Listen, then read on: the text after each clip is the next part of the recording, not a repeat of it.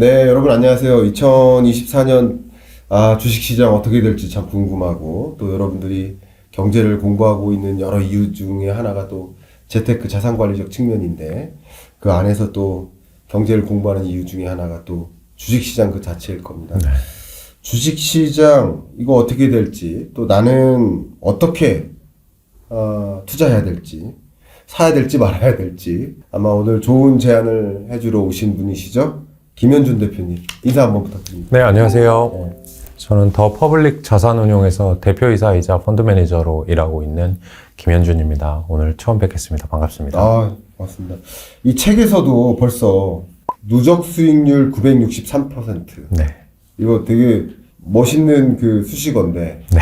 혹시 이 책 발간됐을 때 963인데 지금 뭐 965 뭐 이렇게 올라가시지 않았는지 혹시? 아니요, 발간 전에 963이었다가 네. 973까지 갔다가 예. 발간 이후에는 좀 떨어진 상태입니다. 그럼 혹시 2세 나갈 때 973으로 형이 네. 게 아닌가. 대단하십니다. 그래서 소위 뭐 제가 이렇게 평가할게요. 주식의 고수. 전혀 아닙니다. 네. 그냥 주식을 오래 했다. 나름 주식을 오래 오래 했다. 그 정도고요. 그게 고수죠. 뭐 살아남았다는 것만 해도 사실 어떻게 보면 좀 다행이다 이런 생각은 하는데 네. 이 주식시장에서는 정말 고수라고 하면 네.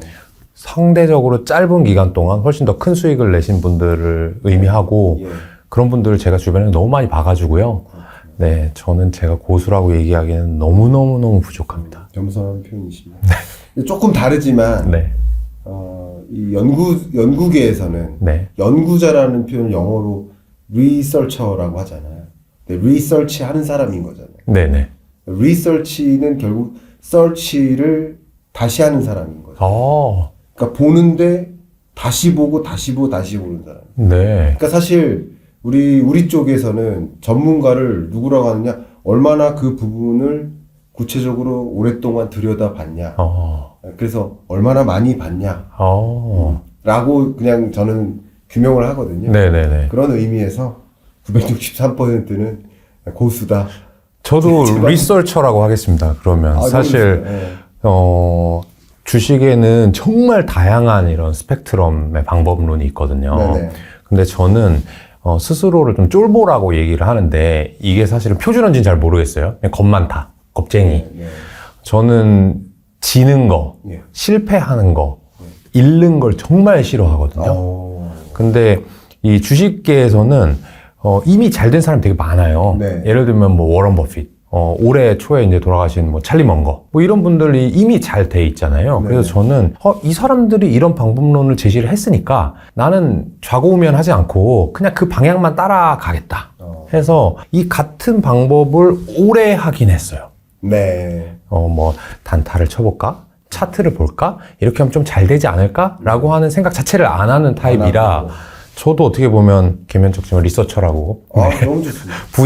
부 닉네임을 한번 붙여보면 좋을 것 같습니다. 너무 좋네요. 네. 오늘 경익남과 토론합시다. 네. 벌써 토론이 오갔습니다. 나는 뭐라고 불러야 되느냐를 가지고 이게 토론을 재밌게 시작을 해봤는데, 자, 이 사요마요 이 책을 제가 보니까 프롤로그에 되게 인상적인 표현이 있어요. 누구나 주식으로 부자 될 수 있다. 네. 솔직히 얘기해 주세요. 누구나 맞아요?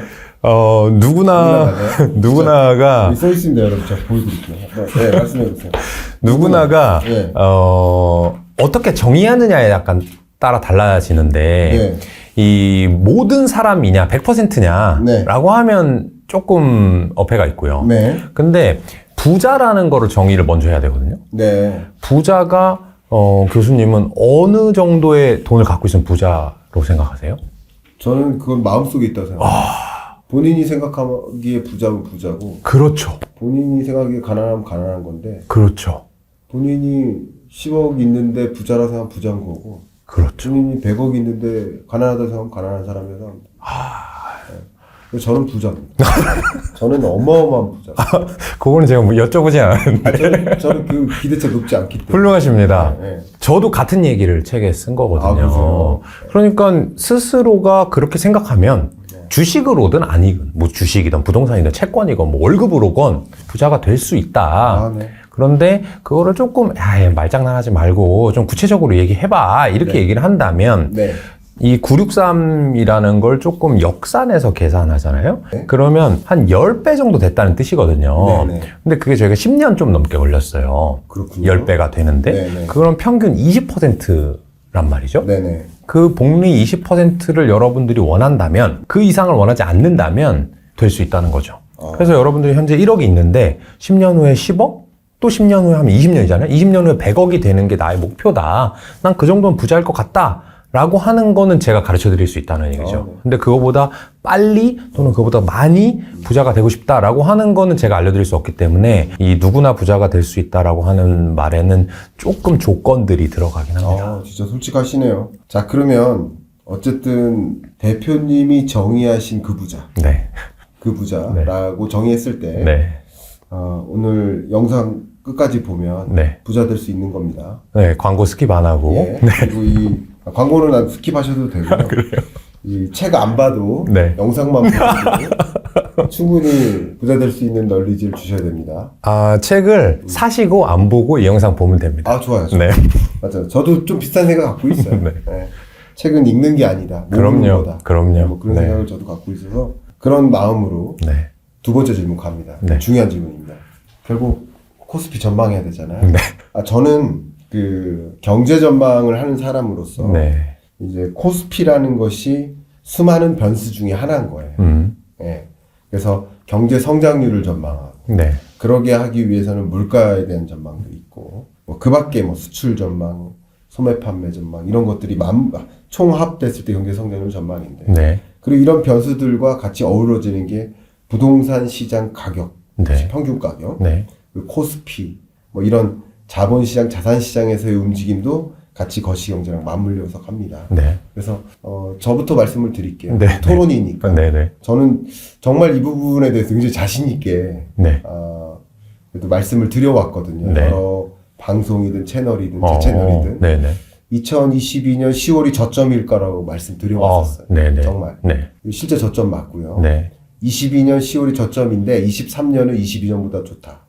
네네. 근데 지지부진할 것이다. 어. 그러니까 2,500선이라는 표현을 했어요. 네네네. 그리고 2024년도 네. 2023년보다는 좋다. 네네. 근데 뭐 그렇게 막 강한 랠리까지는 아닐 것이다. 네네. 전 이렇게 보고 있어요. 네. 이건 제 비유예요. 네, 왜냐하면 거시경제의 흐름과 뭐 금리 인하 추이와 뭐 물가의 흐름과 이런 거 맞물렸을 때 네네. 토론이니까 제 의견을 드렸습니다. 네. 자, 그러면 우리 대표님도 네.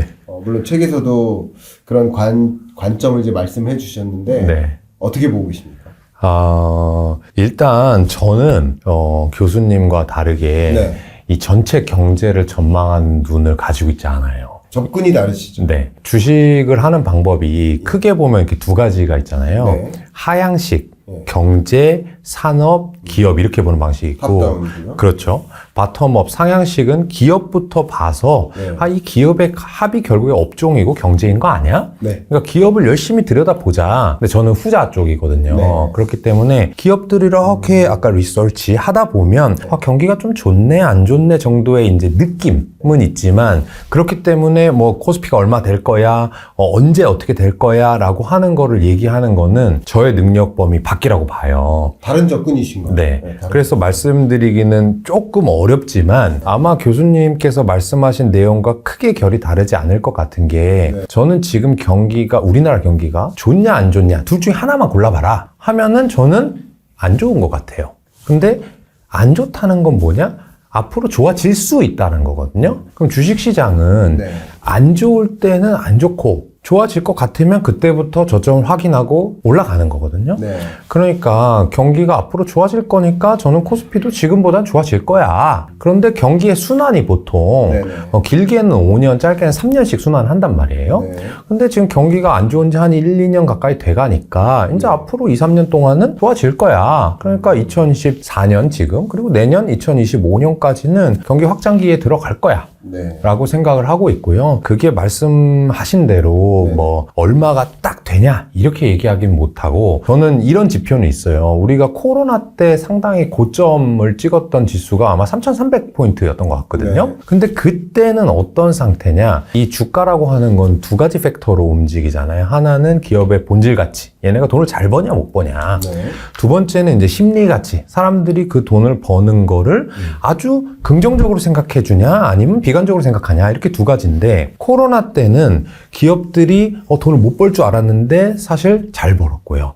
그리고 그 잘 버는 거에 더해서 야, 더 잘 될 거야, 야, 얘네들 주식 정말 잘 될 거야, 많은 사람들이 거기다 돈을 투여했거든요. 그러다 보니까 본질 가치와 심리 가치 둘 다 좋았던 거예요. 그게 3,300이라고 본다면 앞으로 경기가 좋아질 때 2024년 또는 2025년 상반기까지 봤을 때 3,300 이상을 가긴 어려울 것이다. 그래서 2,500부터 3,300 사이 정도라고 보고 있습니다.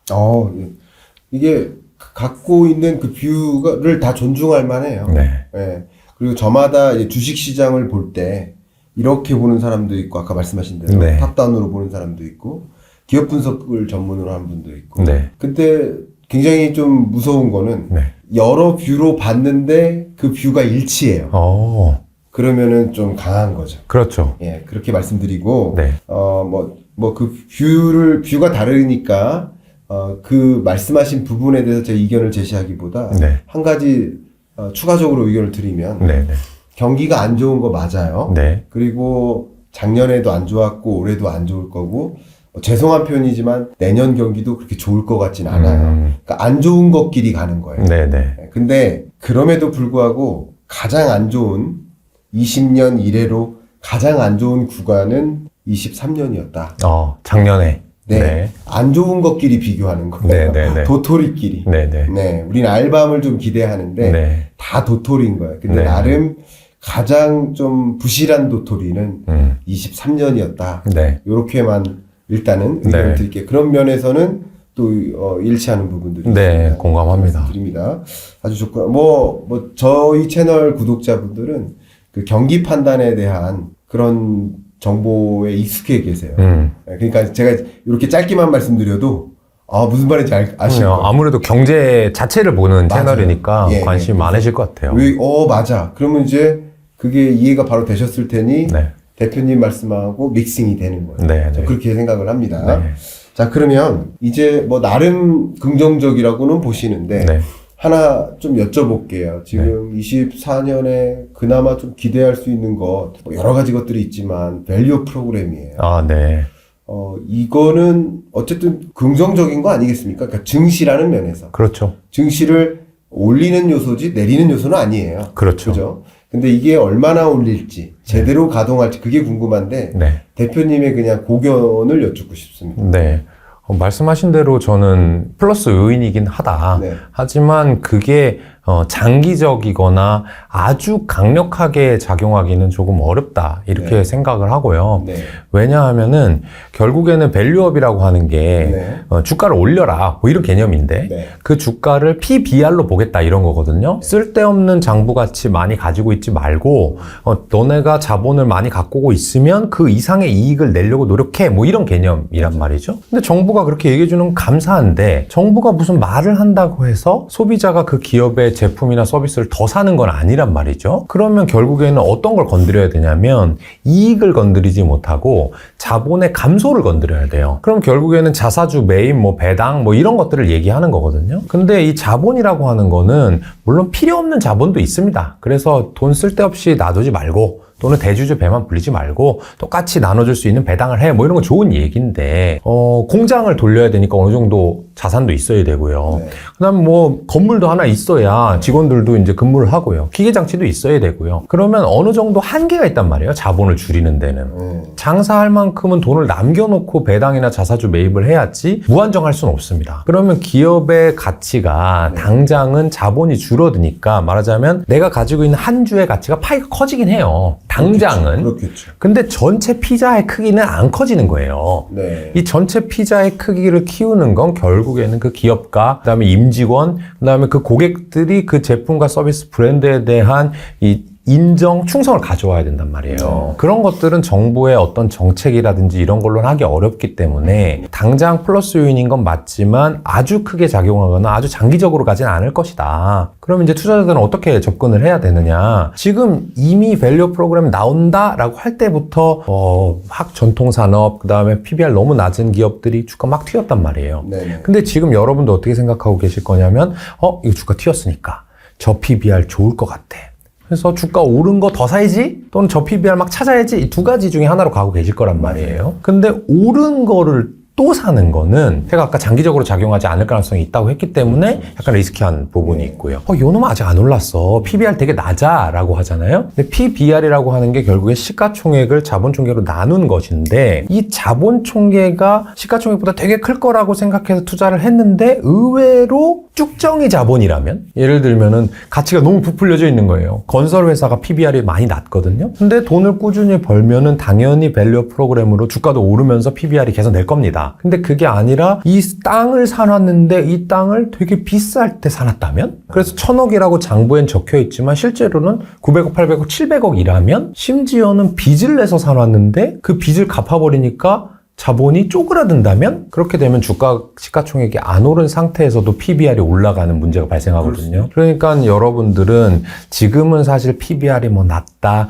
얘는 전통산업인데 이제 주가가 올라서 더 갈 거야 라는 것보다는 이렇게 정부에서 경계와 감시, 견제를 할 때 정말 이 회사가 이 본업에 집중할 수 있나? 그랬을 때 영업이 잘 될 수 있나? 라고 하는 어떻게 보면 다시 본질로 와야 되는 그런 타이밍이고 기존에 이 PBR 투자를 하셨던 분들이 계신데 원래부터 그분들한테 사실 축하해드려야 되고 이 따봉 드려야 돼요. 왜냐하면 한 10년 동안 그런 주식 갖고 계시면 주가도 안 올랐고 욕 엄청 먹었을 거예요. 핀잔도 야 요새 AI 시대인데 무슨 PBR을 하냐. 근데 결국에 그런 주식들은 시간이 지나고 나면 한 번에 반영하는 특징을 가지고 있단 말이에요. 저는 그래서 이번에 상당히 반성을 많이 했고 저도 그렇게 PBR 주식을 투자하지 않는 사람이었기 때문에 저런 건 좀 고리타분하지 않나?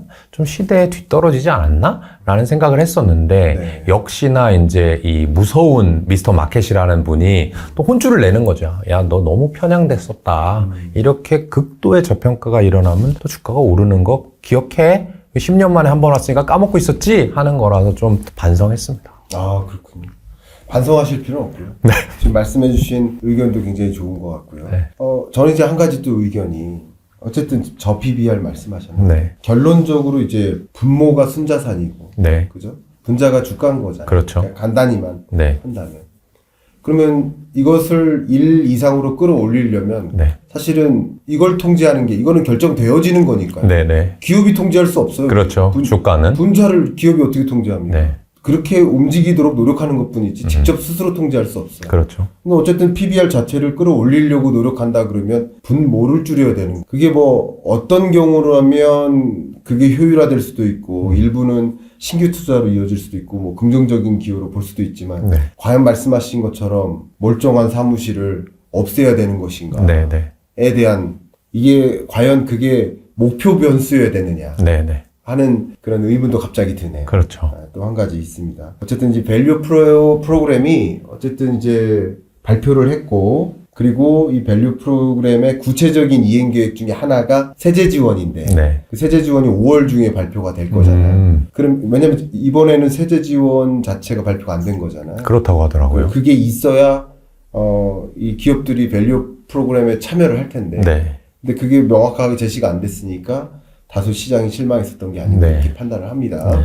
자, 그러면 밸류 프로그램이 구체적으로 이행되도록 세제 지원에 대한 구체적인 내용이 5월 달에 발표가 되면 그러면 또 그것에 따른 레벨업이나 뭐 이런 기대를 해볼 만할까요? 그거는 한번 있을 것 같은 게 이 배당 투자를 하시는 분들이 가장 겁내는 게 뭐냐면은 이 금융소득 종합과세거든요. 나는 이거를 꾸준히 그냥 받아가지고 큰 욕심 없이 살아가려고 했는데 이거를 나의 총소득이랑 합쳐가지고 세금을 떼버리니까 너무 부당하다. 나는 다른 수입원도 없고 해서 이미 예를 들면 은퇴하신 분들은 꾸준히 그냥 따박따박 팍팍 살려고 했는데 이걸 절반이나 떼가 이렇게 생각하실 수 있단 말이에요. 네. 근데 뭐 가장 공격적인 추정이긴 합니다만은 이번에 세제를 얘기한다고 했을 때는 배당소득을 아예 이 종합소득에서 빼가지고 지금 해외 주식 양도소득 하는 것처럼 분류가서 하겠다 이런 얘기도 일견 있었거든요. 그런 걸 한다라고 하면은 기업 입장에서도